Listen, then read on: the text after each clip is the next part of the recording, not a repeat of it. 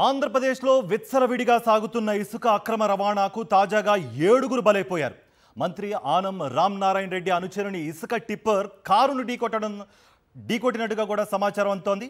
గంటల పాటు శ్రమించి మృతదేహాలను వెలికితీసిన పోలీసులు కేసు నమోదు చేసుకుని విచారణ మొదలుపెట్టారు. కూటమి పాలనలో విచ్చలవిడిగా సాగుతున్న ఇసుక అక్రమ రవాణాకు 7గురు అమాయకులు బలయ్యారు.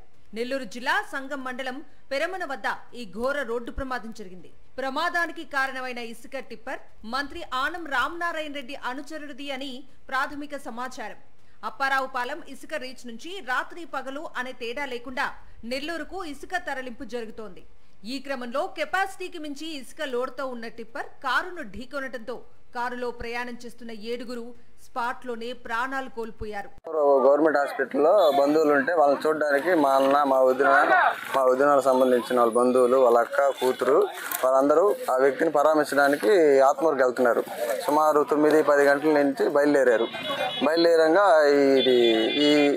ఈ రూట్లో వచ్చేసి ఈ లారీ అనేది, టిప్పర్ అనేది ఒక వెహికల్ని క్రాస్ చేయబోయేసి ఈ రాంగ్ రూట్లో వచ్చేసి ఈ కారుని ఢీకొట్టగానే దాంట్లో ఉన్న 6 మందో 7 మందో ఐడెంటిఫై చేయలేకపోతున్నాము. బాడీ అంతా నుజ్జు అయిపోయినాయి. వాళ్ళని కొట్టడం వల్ల వాళ్ళు అందరూ స్పాట్ డెడ్ అయిపోయారు.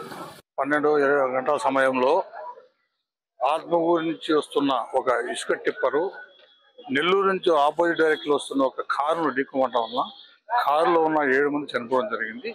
దాని మీద కేసు రిజిస్టర్ చేసి దర్యాప్తు చేస్తున్నాం.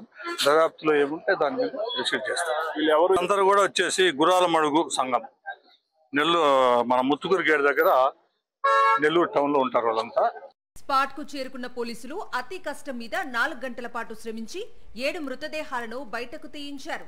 మాంసపు ముద్దలుగా మారిన మృతదేహాలు గుర్తించడానికి వీలుగా లేవని మృతుల బంధువులు చెబుతున్నారు. ఇసుక టిప్పర్ రాంగ్ రూట్ లో వచ్చిన కారణంగానే ఈ ప్రమాదం జరిగినట్లుగా పోలీసులు వెల్లడించారు. ఇసుక టిప్పర్ కారును ఢీకొట్టిన తర్వాత కారును కొంత దూరం ఈడ్చుకెళ్లినట్లుగా స్థానికులు చెబుతున్నారు.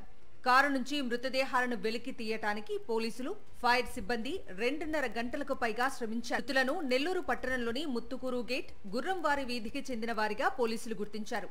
ఈ రోడ్డు ప్రమాదంపై వైఎస్ఆర్సీపీ అధినేత మాజీ సీఎం వైఎస్ జగన్మోహన్ రెడ్డి తీవ్ర దిగ్భ్రాంతి, విచారం వ్యక్తం చేశారు. రోడ్డు ప్రమాదంలో 7గురు మరణించటం అత్యంత విషాదకరమన్నారు. ఈ ఘటన తనను తీవ్రంగా కలిచివేసిందని ఒక ప్రకటనలో పేర్కొన్నారు. మృతుల కుటుంబాలకు ప్రగాఢ సానుభూతిని తెలియజేశారు. ఇటువంటి ప్రమాదాలు పునరావృతం కాకుండా అధికారులు తగిన జాగ్రత్తలు తీసుకోవాలన్నారు.